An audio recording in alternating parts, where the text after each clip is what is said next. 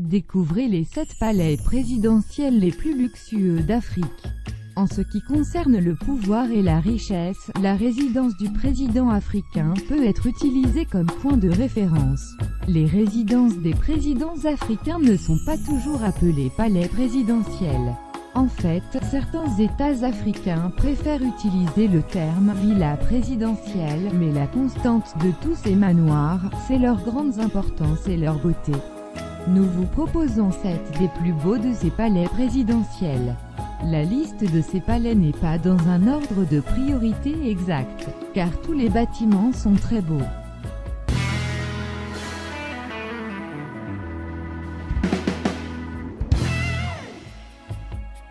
Le palais de l'Unité est le nom de la résidence du chef de l'État du Cameroun. Situé à Yaoundé, il abrite également la plupart des services liés à la présidence de la République et du secrétariat général. L'actuel résident du Palais de l'Unité est Paul Biya, président du Cameroun depuis le 6 novembre 1982. Le Palais de l'Unité est une œuvre issue de l'alliage de l'art baroque et oriental. L'ancien président Ahidjo l'avait inauguré moins de 4 mois avant son départ du pouvoir. Il avait investi 200 milliards de francs CFA du contribuable camerounais pour la construction de cet édifice, aussi somptueux que luxueux, qui se révèle une véritable forteresse. Construit durant le régime Ratsiraka, le palais Diavoloa est la résidence officielle du président de Madagascar.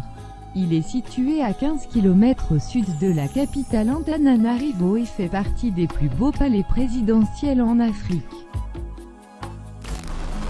Flagstaff House, anciennement appelé Golden Jubilee House, est le palais présidentiel d'Accra qui sert de résidence et de bureau au président du Ghana.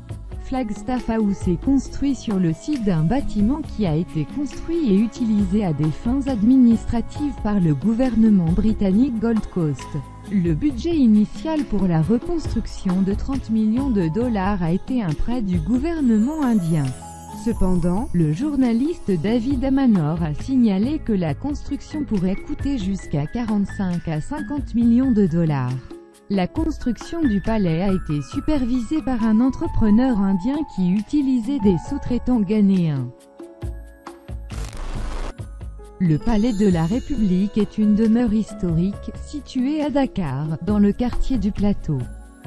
Après avoir été la résidence officielle du gouverneur général de l'AOF, c'est aujourd'hui celle du chef de l'État sénégalais. La construction du palais dans son premier état ordonné en 1902 par Gaston Doumergue, à l'époque ministre des colonies, visait à loger dans la capitale le gouverneur général de l'Afrique occidentale française qui résidait alors à Saint-Louis. L'architecte est Henri de Glane. Après 5 années de travaux, ce bâtiment de facture néoclassique surmonté d'une tour inspirée du Trocadéro de Paris, est inauguré le 28 juin 1907 comme palais du gouvernement général. La maison de l'État de la République de Namibie est la capitale administrative de la Namibie, ainsi que la résidence officielle du président. Situé dans la banlieue de Windhoek, décrit comme une forteresse par la plupart des critiques, ce bâtiment couvre environ 25 hectares de terrain bordé par une longue clôture en acier. Le bâtiment administratif a coûté 400 millions de dollars namibiens aux contribuables. Les bâtiments de l'Union ont été construits entre 1909 et 1913 sur les plans de l'architecte Herbert Baker pour donner un siège de gouvernement à l'Union de l'Afrique du Sud. Si le terme Union fait référence à l'Union de l'Afrique du Sud, il symbolise également la paix et l'union entre les deux populations blanches dominantes, les Afrikaners et les Anglo-Sud-Africains, divisés par la Seconde Guerre des Boers. Le bâtiment est notamment construit sur une ancienne carrière. C'est aux Union Building que la République sud-africaine fut proclamée le 31 mai 1961 et que, le 10 mai 1994, Nelson Mandela devint le premier président noir de l'Afrique du Sud. Le palais d'Abédine, construit au milieu du XIXe siècle, est le siège du gouvernement de l'Égypte. La construction du palais commence en 1863 et dure 10 ans pour être inauguré en 1874.